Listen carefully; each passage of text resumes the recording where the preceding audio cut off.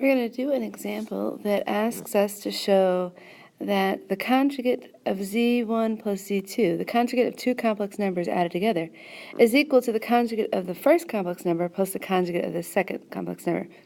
And the really cool thing about this problem is we can then extend it, especially if we want to think about our, we can extend it with proof by induction and say that z1 plus all the way out to plus, sorry, that's a plus sign, plus z sub n would be, and the conjugate of that is equal to the conjugate of each individual one, all the way out to the conjugate of z sub n. So if you're up for a challenge, I'd encourage you to prove that using induction. Okay, so with this particular problem, we need to define z1, and I'm just going to say that it's a plus bi, and then I'm going to say that z2 is c plus di. And so therefore the conjugate of z1 is equal to a minus bi, and the conjugate of z2 is equal to c minus di. Okay, so now when we're gonna work on each side here. If we take z1 plus z2 and then get the conjugate, that's a 2, I'm sorry, then that becomes, I'm sorry, that's the conjugate, my bad. Okay, then we have a plus bi plus c plus di, and we need to look at finding the conjugate of that.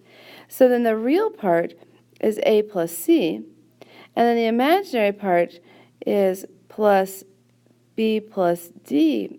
And so then when we want to find the conjugate of that, then we're going to change this sign right in here, showing us that the conjugate of this becomes a plus c minus d plus, that's a b plus di. Okay, now we're going to go look at what happens on the other side of the equation when we take the conjugate of z1 and the conjugate of z2 and add those together. And our goal is to get it to look like this. Okay, so we had that z1 conjugate, the conjugate of z1 was a minus b1, I lied, a minus bi, and z2, the conjugate of that, was c minus di. So now when we add these together,